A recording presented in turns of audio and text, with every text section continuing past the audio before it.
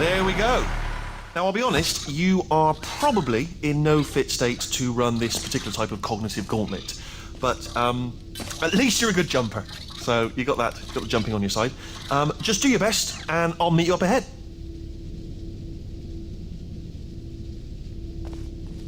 I love All you, right, Wheatley. off you go. Oh, shut up. Yeah, so that was Go fun. on, just march on through that hole. God, these games never seem to realize that I'm trying to talk. Yeah, it's all right. Go ahead.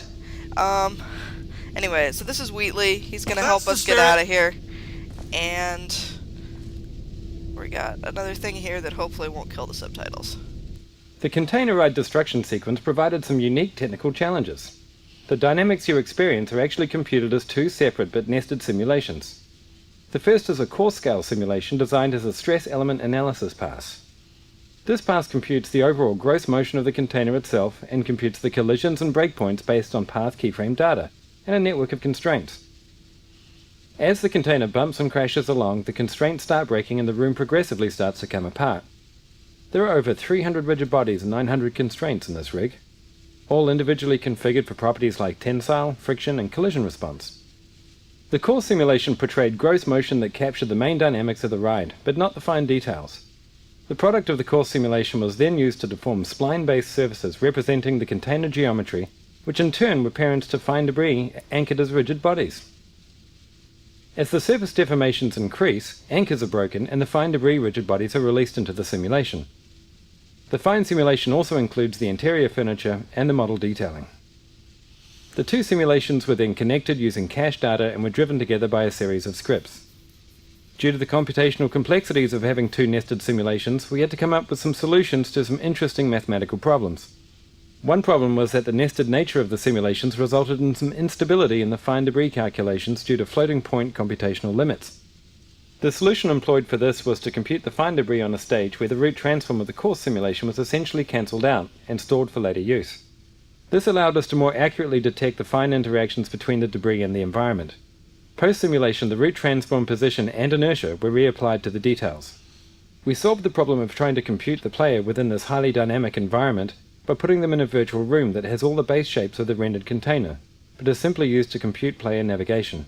It's hidden somewhere else in the map. The viewpoint of the player is then parented to the course simulation transform, resulting in the final rendered frame. At the end of the ride, the player is teleported into the actual game space. The simulations were iterative, enabling us to sculpt the dynamics in parallel with gameplay design. In the final product there are over 1,200 rigid bodies, 900 constraints and 1,000 joints.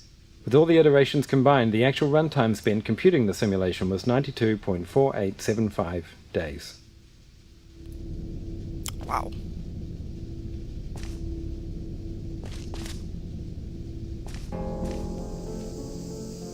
Alright, so down we go.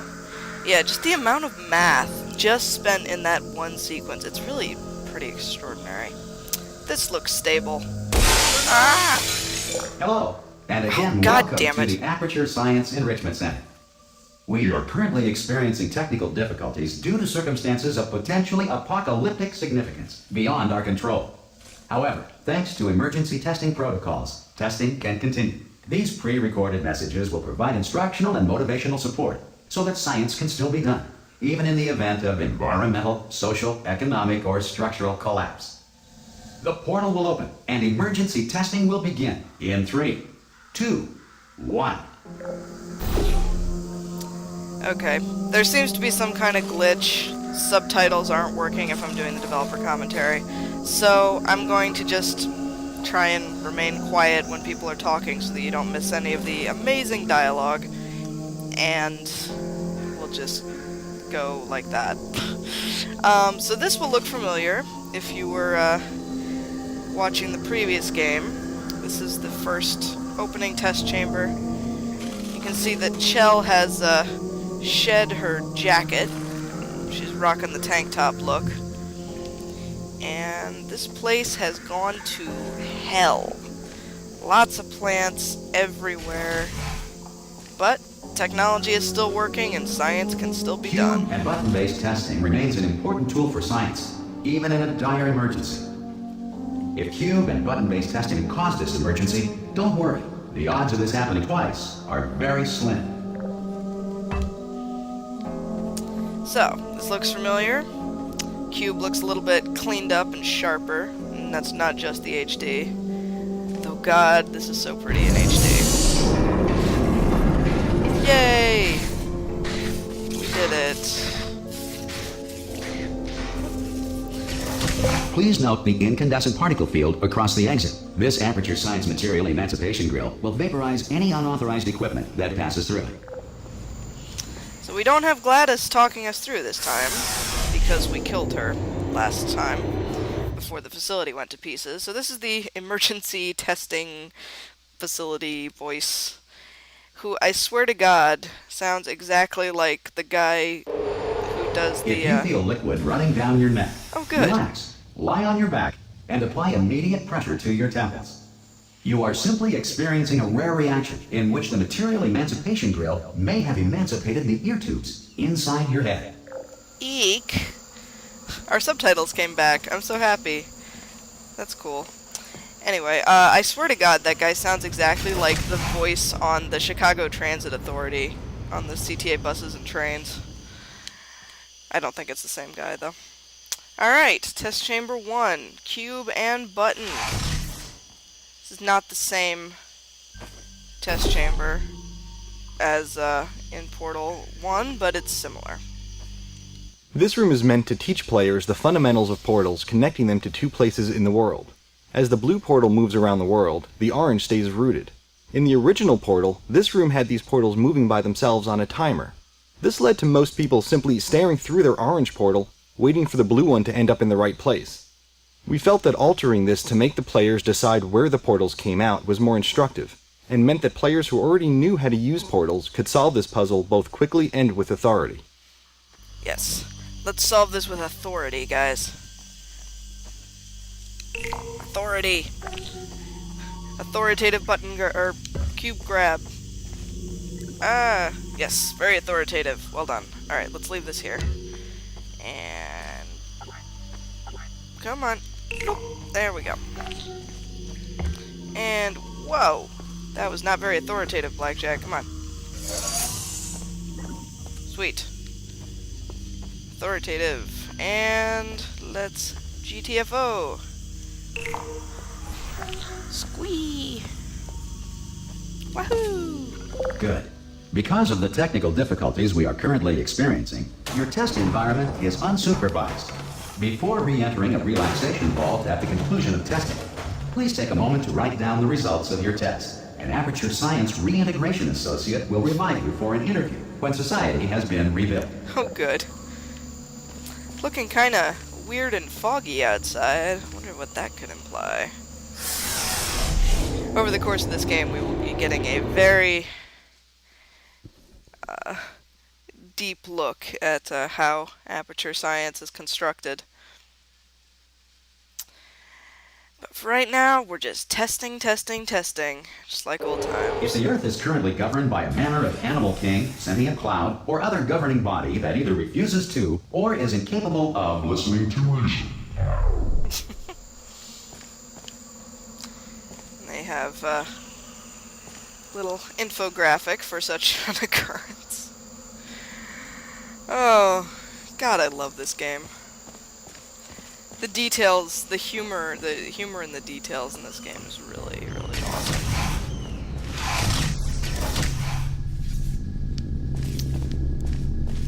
Hey, you made it! I did, and so There did should you. be a portal device on that podium over there.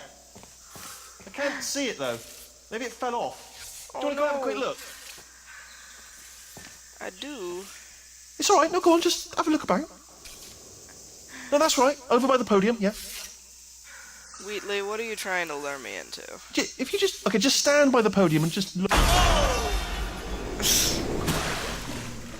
Hello? Hi. Can you see the portal gun? Also, are you alive?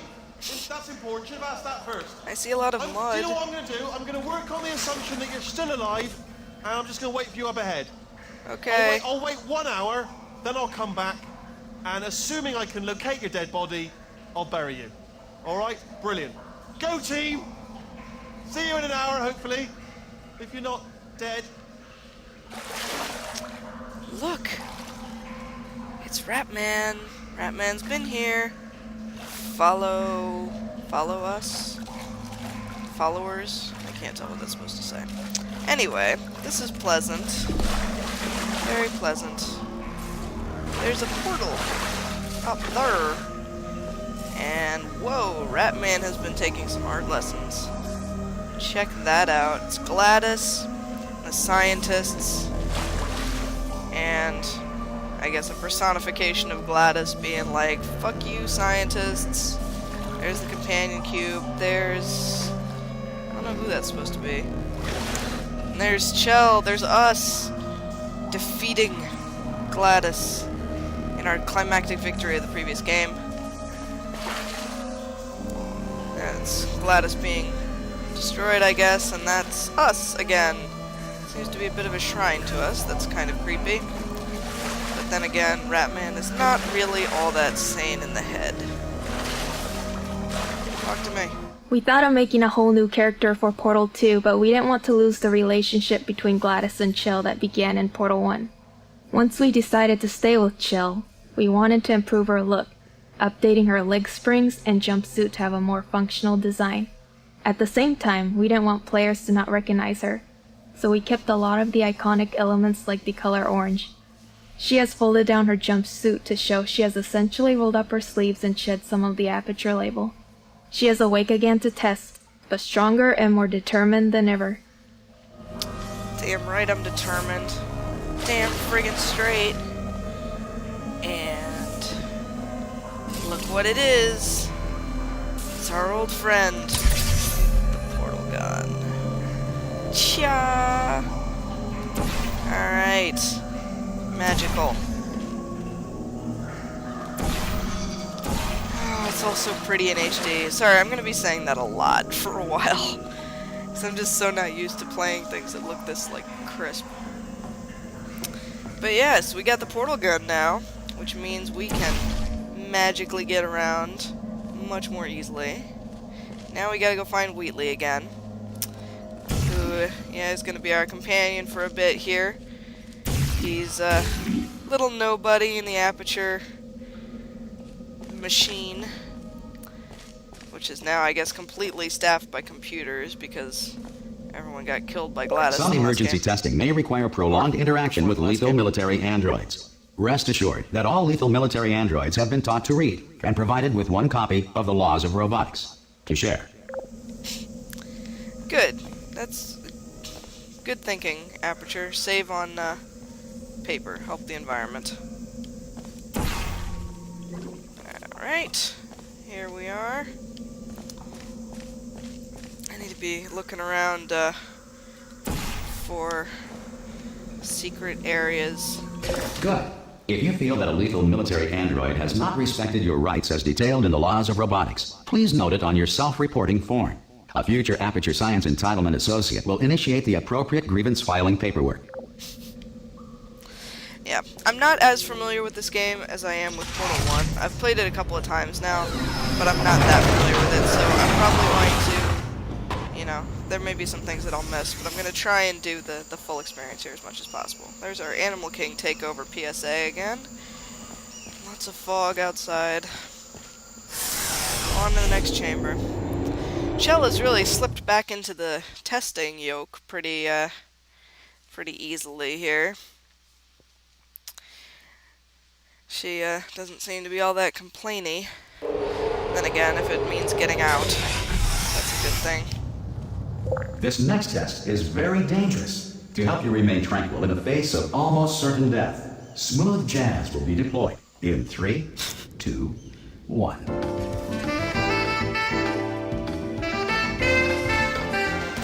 I feel better already.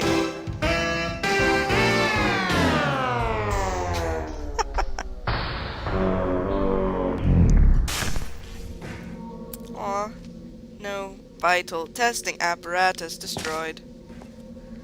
This looks familiar. This was another room in the first game. This map was one of the first of the older Portal maps that we beat up and decayed to bind the two games together. The Smooth Jazz joke is probably the oldest one in the game. The team discovered through playtesting that smooth jazz was funny to all ages, genders, and cultures. It's a pretty funny joke. This is not missing the glass the way the previous one was. The way it was in Portal 1 there was glass here and you were able to shoot through, or like it was there so that you couldn't shoot through, but now you can't shoot through anyway because there's an emancipation grid there. This place is looking pretty beat up. Pretty sad. Gladys, you've let this place go to seed, being dead and all. Keep on moving. Wheatley, I'm coming for you. Test chamber 4.